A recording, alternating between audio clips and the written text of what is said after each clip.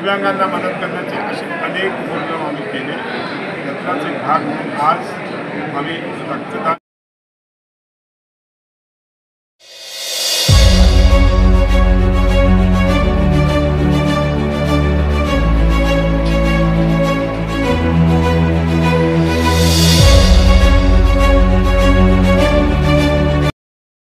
जनता पार्टीचे नेते व या आपल्या देशाचे लाडके पंतप्रधान आदरणीय नरेंद्र मोदी साहेबांचा 17 सप्टेंबरला वाढदिवस होता। 17 सप्टेंबरला कुठल्याही प्रकारचा जल्लोष किंवा डीजे केक कापून उत्साह करून असा वाढदिवस साजरा करू नये म्हणून माननीय नरेंद्र मोदी साहेबांनी सांगितलं होतं आणि त्यांनी हा वाढदिवस हा सेवा मंगळवाडा म्हणून साजरा करावा आणि म्हणून आम्ही 17 तारखेपासून स्वच्छता अभियान असेल, रक्तदान शिबिर असेल, आयुष्यमान भारत कार्ड वाटप असेल, नेत्र तपासणी असेल, दिव्यांगांना मदत करण्याचे असे अनेक उपक्रम आम्ही केले। त्याचाच एक भाग म्हणून आज आम्ही रक्तदान शिबिर आयोजित केलं होतं आणि दिव्यांगांना जवळजवळ 124 दिव्यांगांना त्यांना लागणारं जे साहित्य आहे ते सायकल असो किंवा व्हीलचेअर असो,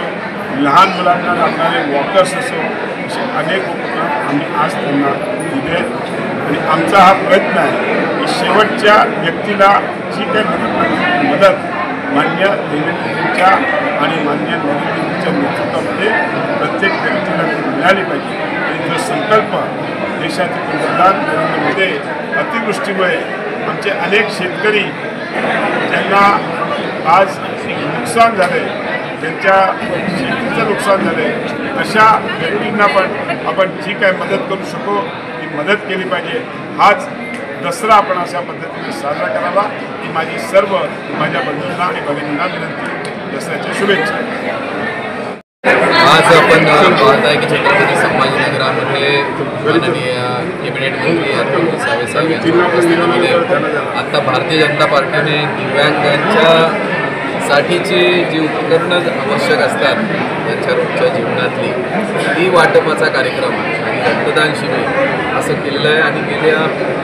पंतप्रधानांच्या वाढदिवसापासून आम्ही 15 दिवस एक भारतीय जनता पार्टीचा कार्यकर्ता प्रत्येक ठिकाणी जाऊन सेवा करणं असं काम करतोय। आता आपल्यावर वरुण राजा कोपला आहे, हा निसर्ग खूप कोपलेला आहे, ते कुणाच्या हातात नाही आहे,